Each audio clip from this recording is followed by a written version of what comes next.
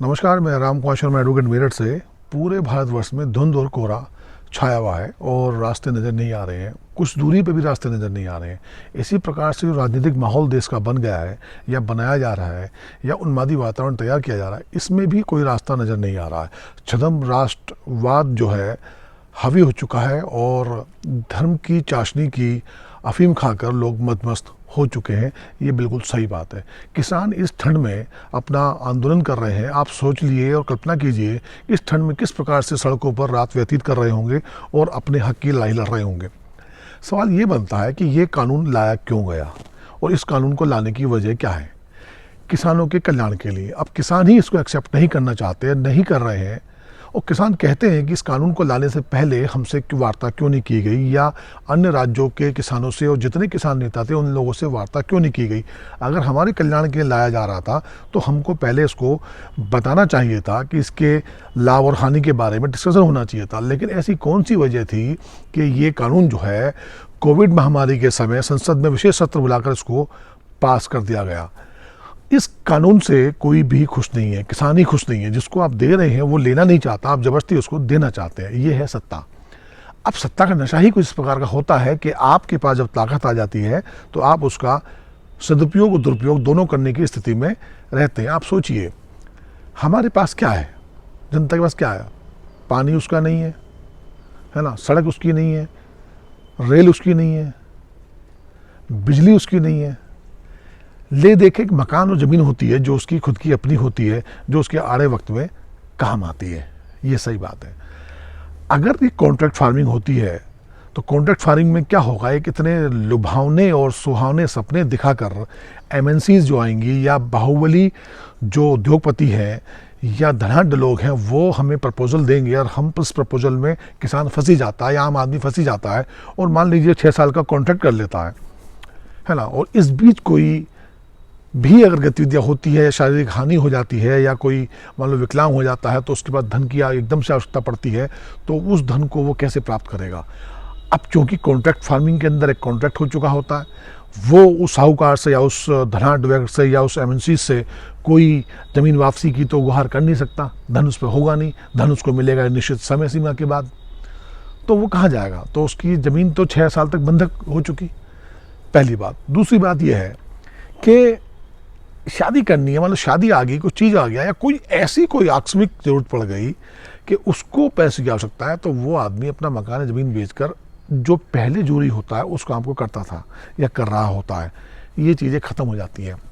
बीच के जो आड़ती लोग होते हैं वो किसान को खाद पानी बीज के लिए पैसा दे दिया करते थे, वो सिस्टम भी ख़त्म हो जाएगा इस कॉन्ट्रैक्ट फार्मिंग के जरिए। ये बात भी बिल्कुल उचित है किसानों की और ये बात माननी चाहिए। दूसरा एक सबसे बड़ा ये है कि मान लीजिए 6 साल तक आपने कॉन्ट्रैक्ट फार्मिंग में आपके भंवर जाल में, ये जो मदमस्त जाल है, ये जो माया जाल है, इसमें आप फंस जाते हैं तो उससे क्या होगा? 6 साल बाद, 6 साल तक तो बेकार हो गए ना।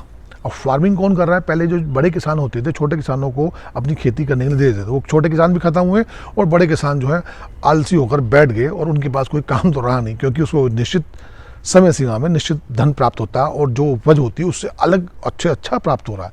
6 साल बाद आपका कॉन्ट्रैक्ट उन्होंने नहीं किया और कहा कि भाई ठीक है, हमने मान लो 5 लाख रुपए बीघा आपको दिया है, अब हम ये 5 लाख रुपए बीघा नहीं लेंगे, हम 2 लाख रुपए बीघा देंगे।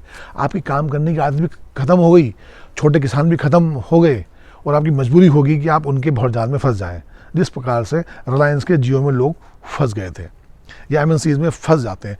तो प्राइवेटाइजेशन क्यों हो रहा है? होना ही चाहिए था। जो हमारा भारत एक कृषि प्रधान देश है, इस कृषि को मजबूत करने के लिए, एक पारंपरिक खेती को मजबूत करने के लिए वैज्ञानिक तरीके से इसको आपको आगे बढ़ाना चाहिए था, ना कि मल्टीनेशनल कंपनियों के प्रभाव में आके या कुछ धनाढ्य लोगों के प्रभाव में आकर आप इस खेती को भी छीनना चाहते हैं, हमारी ज़मीन को छीनना चाहते हैं। देखिए, बैंक में धन रखा है वो भी आपका नहीं है, ज़मीन और मकान ही आपके काम आते हैं। बैंक में धन रखा है वो आपका काम क्यों नहीं है कि अगर मान ली 10 लाख रुपए आपके बैंक में है और बैंक डिफ़ॉल्टर हो गया तो आपको मैक्सिमम 1 लाख रुपए देने की स्थिति में बैंक होगा या नहीं होगा? ये भी इसकी गारंटी नहीं 1 लाख रुपए भी आपको मिल जाए, उसमें हाथ पैर पर आपको पटकने पड़ेंगे। ये लिखा पढ़ी में निश्चित बात है, आप इसको मान लीजिएगा। महाराष्ट्र में कई बैंक ऐसे हुए हैं जो डिफ़ॉल्टर हो गए और लोग अपने पैसे लेने के लिए तड़पते रहे, चीखते रहे, चिल्लाते रहे, कई लोगों ने दम तोड़ दिया। ऐसा हुआ है ना। बैंक कुछ पैसा आपका नहीं, कुछ नहीं आपका, सिर्फ ज़मीन है। इस ज़मीन को ही आप छीनने का प्रयास कर रहे हैं। अब एमएसपी है, किसान अगर ये कहता है कि इसको कानून बना दीजिए और इसको लागू कर दीजिए, प्रभावी रूप से लागू कर दीजिए, दंडात्मक कानून बनाइए कि इस मूल्य से आप नीचे की कीमत से उसको, उस धान को नहीं खरीदेंगे, तो इसमें गलत क्या कह रहे हैं? आप देखिए, आप पंजाब और हरियाणा का उदाहरण देते हैं किसानों का और उनको कहते हैं कि ये किसान तो धनाढ्य है। कई बार ऐसे उदाहरण भी आते हैं कि अरे इनके बच्चे तो विदेश में पढ़ रहे हैं। क्या किसानों के बच्चा विदेश में पढ़ना अपराध है? क्या वो बच्चे नहीं पढ़ सकते? किसानों के बच्चे मल्टीनेशनल कंपनी में नौकरी नहीं कर सकते? आप उसको भूखा नंगा देखना चाहते हैं? अच्छी बात है कि हरियाणा के और पंजाब के जो किसान हैं वो अग्रणी भूमिका निभा रहे हैं, वैज्ञानिक प्रयोग करके खेती कर रहे हैं और अपनी आर्थिक हालत को मजबूत कर रहे हैं और आपको रास्ता बता रहे हैं चीज़ों को इसको ठीक करने के लिए। ऐसा नहीं है कि बिहार और उत्तर प्रदेश के किसानों की दयनीय स्थिति बहुत ज़्यादा है। पश्चिम में थोड़ा बहुत फिर भी ठीक है, यहाँ गन्ना होता है, लेकिन गन्ना के किसान भी लगातार अपने गन्नों के भुगतान के लिए फरियाद कर रहे हैं, आंदोलन कर रहे हैं। उनके पैसे नहीं दिए गए, नहीं दिए जा रहे हैं, दिए जाते हैं तो बहुत लेट हो जाता है। तो ये क्या, ये कहाँ तक उचित है ना? तो इस पे सवाल बनता है, उस पर सवाल बनना चाहिए कि जब हमने आपसे कोई बात मांगी नहीं, कोई डिमांड करी नहीं, तो सरकार हमको उस अपनी एक जो उसने एक कार्य प्रणाली बनाई है या किन लोगों को लाभ देने के लिए कार्य प्रणाली बनाई है, विधेयक बनाया, कृषि विधेयक कानून बनाया, उसको क्यों इम्पोज करना चाहती है? हमको नहीं चाहिए भाई। आप किसानों को जो उनकी धान है, जो उनका एमएसपी है, उस पे इस मंडी सिस्टम को इतना मजबूत बनाइए कि हम जाएं और हमारा वहाँ पे 10 दिन के अंदर भुगतान हो जाए या 5 दिन के अंदर भुगतान हो जाए। इस प्रक्रिया को मजबूत बनाइए और इसमें जो भ्रष्टाचार है उसको खत्म कीजिए। हमने चुना है, हम आम आदमी हैं, हम आम जनता हैं, हमने आपको चुना है सिस्टम को ठीक करने के लिए, ना कि सिस्टम को तबाह और बर्बाद करने के लिए। हो क्या रहा है कि लगातार ये सिस्टम जो है तबाह और बर्बाद होता जा रहा है। सब चीज़ प्राइवेटाइजेशन होती जा रही है। क्यों? आपको इसलिए नहीं दिया गया कि आप पूरे देश को धनाढ्य लोगों को बेच दें। मैंने भी बीजेपी को वोट दिया है, मैं भी आम आदमी हूँ, मैं भी आम जनता हूँ, मेरी भी आपसे आशाएं हैं। मैं भी चाहता हूँ कि ये देश जो है वैज्ञानिक तौर पर शिक्षा के क्षेत्र में तरक्की करे, उन्नति करे, मेडिकल क्षेत्र में उन्नति करे। लेकिन आप ये किसानों का आंदोलन भी करना, पर किसानों को आप सोचिए, हर साल किसान जो है बड़ी मात्रा में आत्महत्या करते हैं। क्यों? किसी इंडस्ट्रियलिस्ट को आत्महत्या करते देखा है? नहीं, आपने देखा होगा कभी इन लोगों को।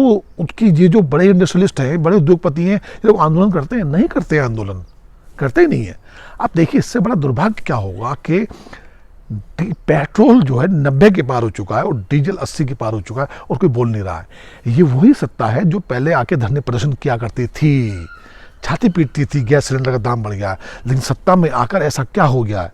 अब ये जितने हम जैसे लोग जो हैं, जो सत्ता को इस सत्ता में लेकर आए हैं, चुप होकर बैठ गए हैं। इसलिए चुप होकर बैठ गए, सत्ता अपनी है।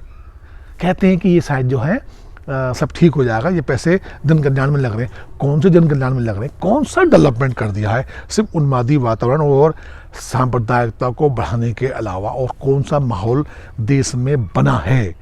इस पे सवाल बनता है, उस पे सवाल बनना चाहिए।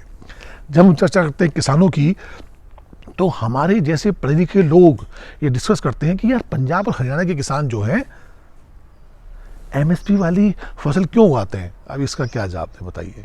इतनी भी भक्ति, क्या भक्ति, या इतना भी अंधभक्ति होना, इतनी अंधभक्ति होनी चाहिए कि हम ऐसे ऐसे बेहुदा प्रश्न उठाएंगे? अब उसको हम लोग आतंकवाद से जोड़ देंगे किसी भी आंदोलन को। अब जो भी एक अग्रणी भूमिका निभाता है उस पर आप एनएसए लगाकर उसको बंद कर देंगे या बंद कर देते हैं। इस देश में पत्रकार सबसे घटिया भूमिका निभा रहे हैं। इन पत्रकारों से सावधान रहिए और जहां मिले इनसे पूछिए, सवाल तो बनता है। नमस्कार।